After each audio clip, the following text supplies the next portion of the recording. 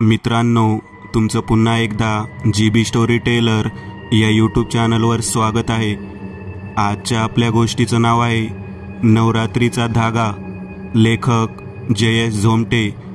पण गोष्ट सुरू करण्याआधी जर कोणी या चॅनलवर पहिल्यांदाच आलेले असाल तर त्यांनी ह्या चॅनलला सबस्क्राईब करायला विसरू नका। चला तर मग अजिबात वेळ न घालवता गोष्टीला सुरुवात करूया।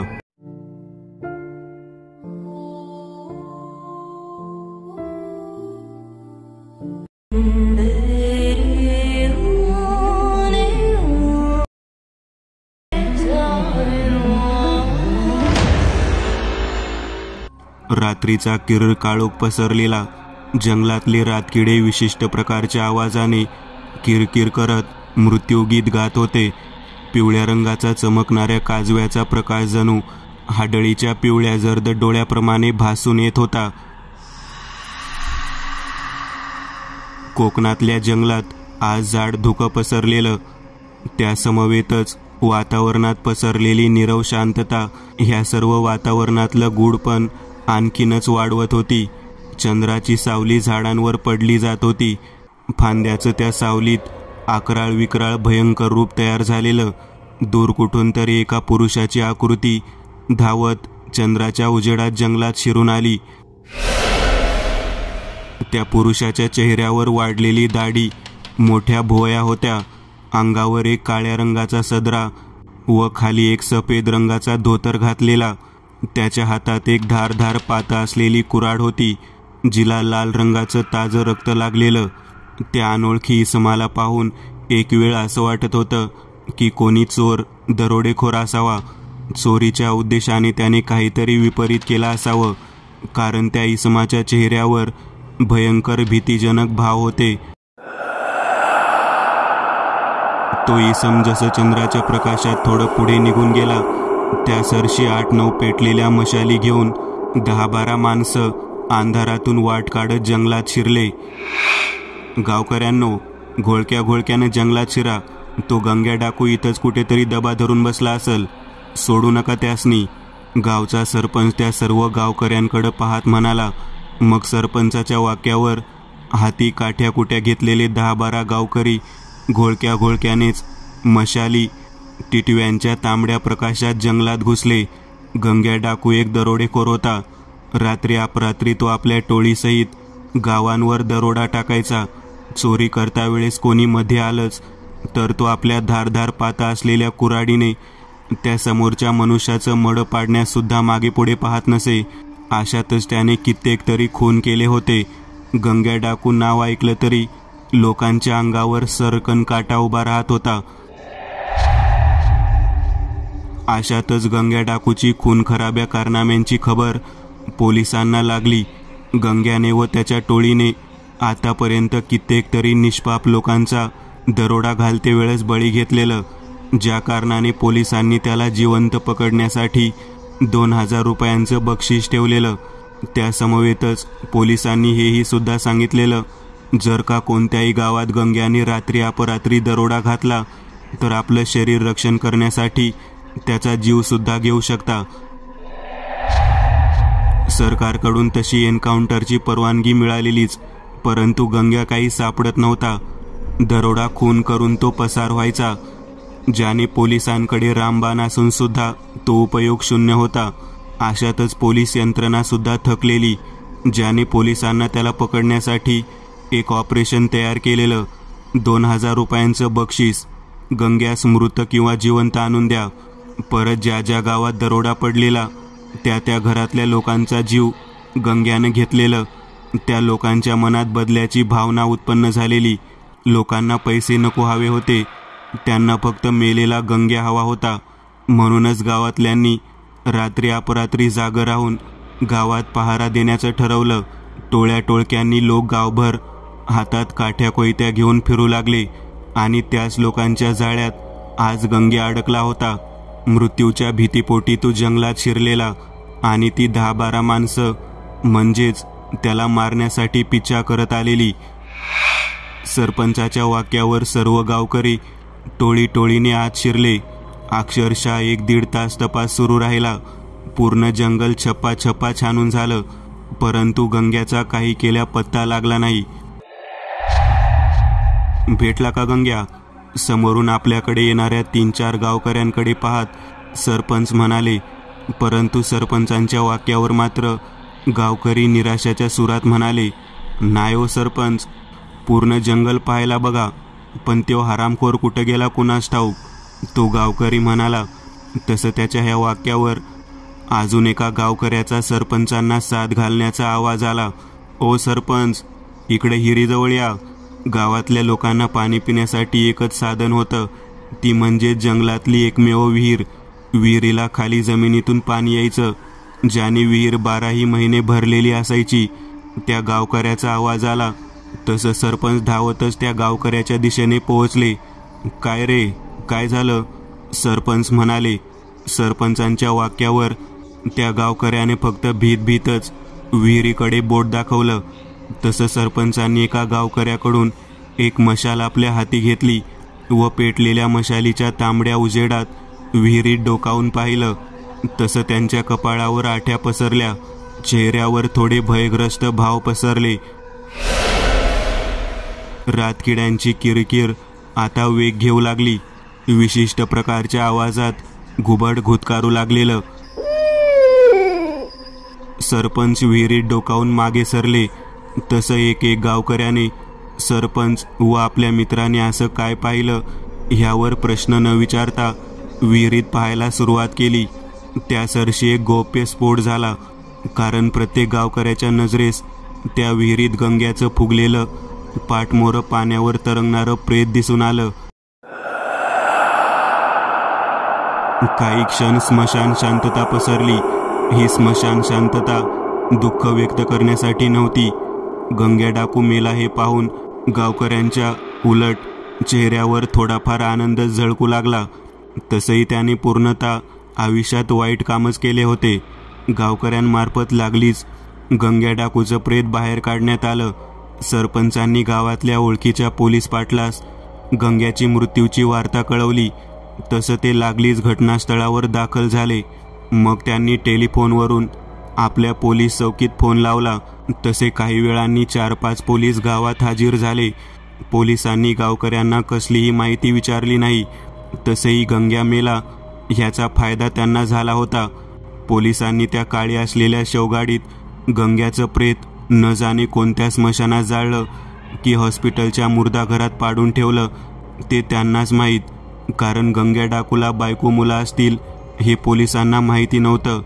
गंग्या डाकूला मरून ऐन आठवडा उलटून गेला असेल की अचानक गावातल्या विहिरीवर सकाळी पहाटे पाणी भरायला जाणाऱ्या बायकांना, विहिरीवरच्या वाटेने रात्री पायवाट करणाऱ्या वाटसरूंना विचित्र, अमानवीय, कल्पनाशक्तीच्या पलीकडचे अनुभव येऊ लागले. कोणीतरी झाडांवरून विहिरीच्या पाण्यातून पिवळ्या जर्द चमकणाऱ्या डोळ्यांनी आपल्याकडे पाहत आहे.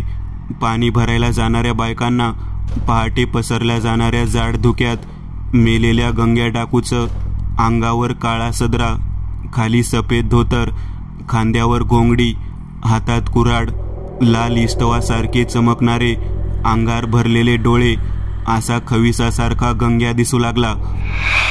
ठिणगी उडावी आणि वनवा पेटावा अशी भूतासारखी बातमी गावात पसरली.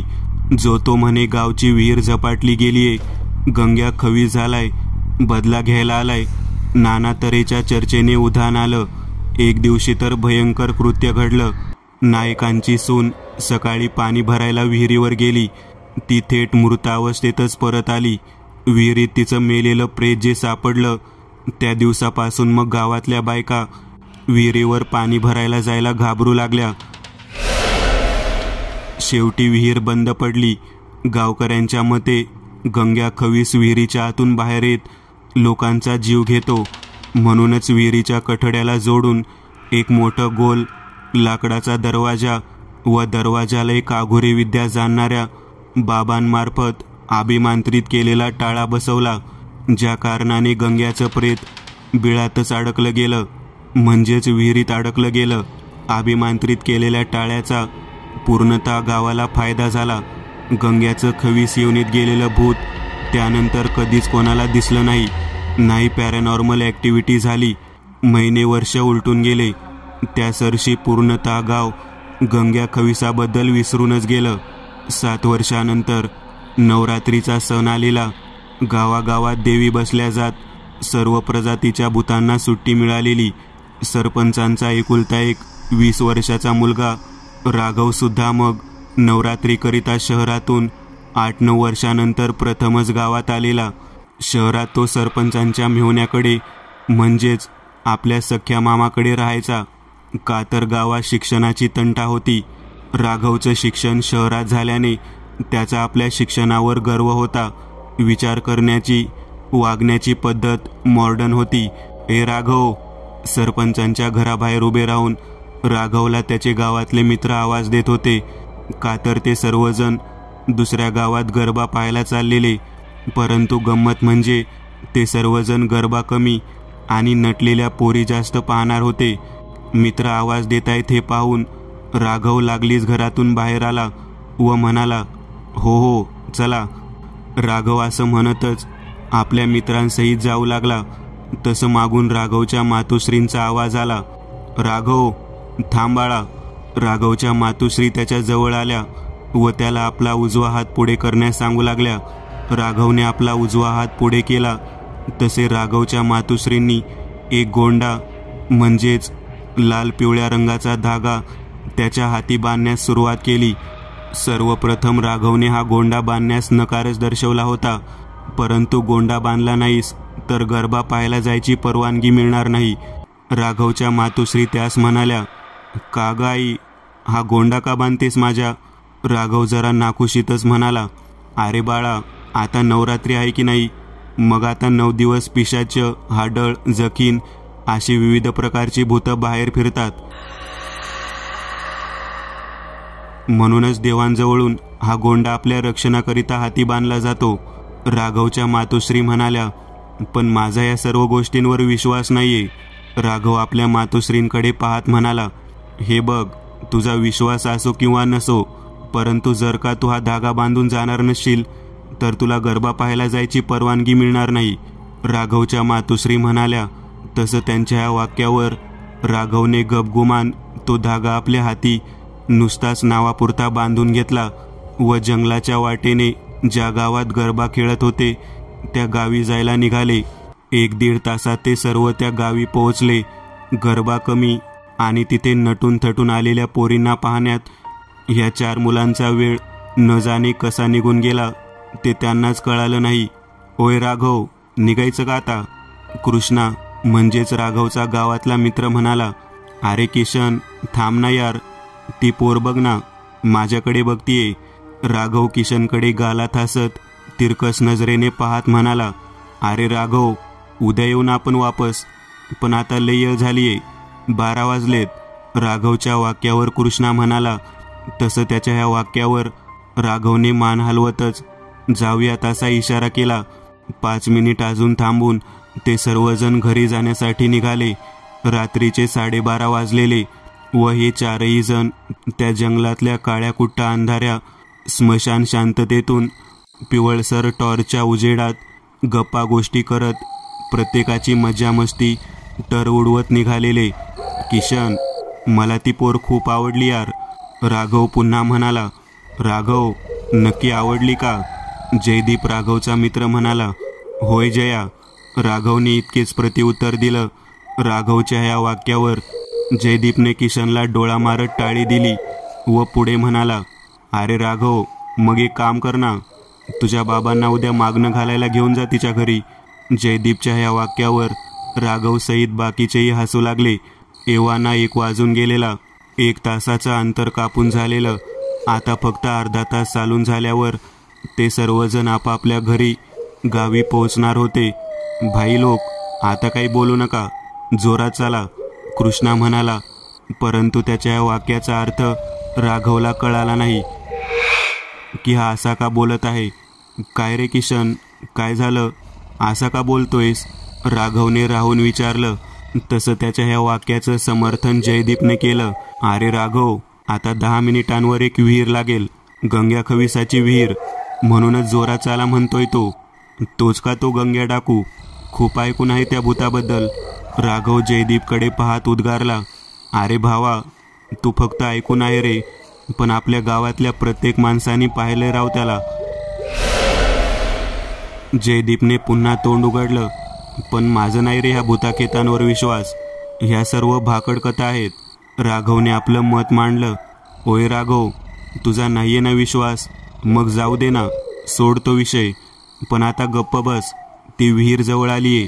कृष्णाची नजर हे वाक्य उच्चारता क्षणी कुठेतरी दुसरीकडेच होती, जे की राघवने हेरलं व त्याच दिशेने पाहू लागला ज्या दिशेने कृष्णा पाहत होता. राघवने ज्या सरशी कृष्णा पाहत आहे त्या दिशेला पाहिलं. त्या सरशी त्याच्या नजरेस 100 मीटर अंतरावर चंद्राच्या उजेडात झाडांच्या चित्रविचित्र अकराळ विकराळ फांद्यांच्या सावलीत एक विहीर दिसली. विहिरीच्या आजूबाजूला खाली जमिनीवर खूप सारी झाडांची पानं गळून पडलेली, जी की अंधारात विंचूकाट्यासारखी वळवळतायत असं भासून येत होतं. राघव, जयदीप, कृष्णा सर्वांच्या नजरा त्या विहिरीकडे होत्या की अचानक एक स्त्रीची मदतीची हाक त्या सर्वांच्या कानी ऐकू आली. वाचवा, कोणीतरी वाचवा मला, मी या विहिरीत आहे. एका स्त्रीचा आवाज पूर्णतः वातावरणात घुमला जात त्या तिघांच्याही कानी पडला. धडधड करत छाती वाजू लागली. काय करू काय नको त्या किशोरवयीन मुलांच्या मनात विचार येत मेंदू बधीर व्हायची पाळी आली. सर्वांनी स्त्रीचा आवाज येतो आहे, तिला आपल्या मदतीची गरज आहे, हा विचार तिघांनीही पक्का करून घेत विहिरीच्या दिशेने पोहोचले. कोण आहात तुम्ही आणि अशा आत कशा काय गेलात? जयदीप विहिरीवर बसलेल्या त्या गोल लाकडाच्या मोठ्या दरवाजाकडे पाहत म्हणाला. वाचवा, मला वाचवा. पुन्हा एकदा तीच हाक ऐकू आली. जया, वेळ काही प्रश्न विचारायची नाहीये. ह्या बाईंना लवकरात लवकर टाळा फोडून बाहेर काढावं लागेल, नाहीतर त्यांच्या जीवास धोका निर्माण होऊ शकतो. असं म्हणतच राघवने लागलीच आजूबाजूला पाहण्यास सुरुवात केली. टाळा फोडण्याकरिता काहीतरी साधन हवं होतं. तेच तो अंधारात शोधत होता की त्याला एक मोठा दगड मिळाला, जो राघवने हाती घेत लागलीच लाल पिवळे धागे गुंडाळलेल्या मंत्रबाधित टाळ्यावर मारण्यास सुरुवात केली. घाव जसं टाळ्यावर बसत होता त्याच क्षणी अंधारात ठिणग्या उडाल्या जात विशिष्ट प्रकारचा ठणठण आवाज वातावरणातील स्मशान शांतता मोडून काढत होता. झाडांवर झोपलेले पक्षी रात्रीच्या अंधारात कसली तरी आघटिताची चाहूल लागावी आणि घर सोडून पळून जावे तसे थव्या थव्यांनी आकाशात उडून जाऊ लागले. एकावर एक घाव जसा बसत होता, धागे दोरे तुटले जात होते. शेवटीला अंतिम क्षण आला. कपटी नियतीने घात केला. शेवटचा वार राघवने करण्याकरीत दगड हवेच्या वेगाने वर नेला आणि त्याच वेगाने खाली आणला जात एक मोठा आवाज होत टाळा तुटला गेला. राघवने व त्याच्या मित्रांनी लागलीच तो विहिरीवरचा गोल दरवाजा उघडून टाकला. तसं त्याच क्षणी आतून सफेद रंगाचं धुकं बाहेर पडू लागलं. फसले रे फसले, पोरं जाळ्यात फसली. एक भयंकर घोगरा स्त्री पुरुष हास्य मिश्रित आवाज त्या विहिरीतून येऊ लागला. त्या तिघांनी एक वेळ विहिरीत डोकावून पाहिलं. तसं त्या विहिरीत त्या तिघांनाही 1-2 सेकंदाकरिता कालसर्पासारखा काळोख दिसला आणि पुढच्या क्षणीच त्या काळोखात 2 अंगार भरलेले विस्तवासारखे डोळे चमकताना दिसले. पाण्यातून जसं बेडूक उडी मारून बाहेर पडावं त्याच प्रकारे ते अमानवीय ध्यान विहिरीतून आपल्या चित्रविचित्र वेशभूषेने बाहेर पडलं व विहिरीच्या कठड्यावर उभं राहिलं. पांढरा फट्ट चेहरा, अंगार भरलेले विस्तवासारखे चमकणारे डोळे व अंगावर काळ्या नागासारखा सदरा, खांद्यावर घोंगडी, खाली सफेद धोतर, हातात धारधार पाता असलेली कुऱ्हाड, असा गंग्या खविसाचं भूत त्या तिघांच्या डोळ्यासमोर प्रकट झालं गेलं. हे असं आकलन क्षमतेच्या पलीकडचं दृश्य पाहून 120चा ताप भरलेल्या रुग्णाप्रमाणे तिघांचीही हालत झाली. थरथर करीत शरीर कापू लागलं. आता तुम्ही सगळे मरणार. म्या मारून तुम्हाला माझ्या संग विहिरीत घेऊन जाणार. भीतीने थरथरणाऱ्या त्या तिघांच्या या आकृतीकडे पाहत घोगऱ्या आवाजात गंग्या खवीस म्हणाला आणि त्याच क्षणी त्याने आपल्या धारधार पाता असलेल्या कुऱ्हाडीसहित विहिरीच्या कठड्यावरून हवेत एक अमानवीय झेप घेतली, जी की राघवच्या दिशेने होती. कोणत्याही क्षणी वार होणार होता. कुऱ्हाडीची धारधार पातं रक्ताची पाठ वाहणार होती. शेवटी नियतीची वेळ कोण जिंकणाऱ्या क्षणावर पोहोचली गेली. चेहऱ्यावर भयंकर आसुरी हास्य आणून गंग्याने कुऱ्हाड हवेच्या वेगाने राघवच्या डोक्याच्या दिशेने उगारण्याकरिता घेऊन आणली की तोच राघवच्या तोंडून महाशक्तिशाली देवीचा उच्चार बाहेर पडला. एकवीरा आई. एकवीरा देवीचं नाव उच्चारलं गेलं. त्याच क्षणी राघवच्या हाती असलेला गोंडा क्षणार्धात एक तप्त लाव्यासारखा तापला जात त्यातून एक तांबड्या रंगाचं कवच निर्माण झालं आणि त्याच तप्त कवचावर गंग्या खविसाची कुऱ्हाड जाऊन आदळली. मानवाच्या शरीराचा स्पर्श ज्याप्रमाणे पॉवरफुल व्होल्टेज असलेल्या लाईनला व्हावं आणि शरीराच्या चिंधड्या उडाव्या, सेम हुबेहूब त्याच प्रकारे गंग्या खविसाची एक भयंकर आर्तकिंकाळी बाहेर पडली. शरीर एका फटाक्यासारखं पांढरं रंग उडवत फुटलं गेलं. हवेत काही क्षण सफेद रंगाची धूळ उडाली. गंग्या खविसाचा कायमचा अंत झाला. काही क्षण नीरव शांतता पसरली. कोणताही घातपात नाही, वार नाही. हे पाहून राघवचं लक्ष अचानक आपल्या हातातल्या तांबड्या प्रकाशाने चमकणाऱ्या त्या गोंड्या धाग्यावर गेलं आणि त्याने लागलीच त्या गोंड्या एकवीरा आईचं नाव उच्चारत चुंबन घेतलं. दुसऱ्या दिवशी पूर्णतः गावात राघवने गंग्या खविसाचा अंत केला ही बातमी वाऱ्यासारखी पसरली. संपूर्ण गावात आनंदाचं वातावरण पसरलं जातं. गावातल्यांनी पुन्हा एकदा विहिरीचं पाणी पिण्यास सुरुवात केली. राघवला सुद्धा या घटनेतून एक चांगला बोध मिळाला. देव आहे व तो मदतीच्या वेळेस आपल्या भक्तास वाचवण्यासाठी धावून येतो ह्यावर त्याचा विश्वास बसला. मित्रांनो, आज पुरतं एवढंच. तुम्हाला जर काही गोष्ट आवडली असेल तर नक्की लाईक करा. तुमच्यापैकी बरेचसे जण व्हिडिओ लाईक न करताच पळून जातात, पण हा जर व्हिडिओ तुम्ही लाईक केला तर मला जरा बरं वाटेल आणि असेच भारी भारी व्हिडिओ बनवायची माझ्यात एनर्जी येईल. त्यामुळे नक्की लाईक करा आणि अजूनही कोणी या चॅनलला सबस्क्राईब केलेलं नसाल तर लगेच सबस्क्राईब करून टाका आणि बाजूची घंटी ती मात्र दाबायला विसरू नका. देवाची घंटी आहे ती. चला तर मग पुन्हा भेटूया अशीच एक आगळी वेगळी गोष्ट घेऊन पुढच्या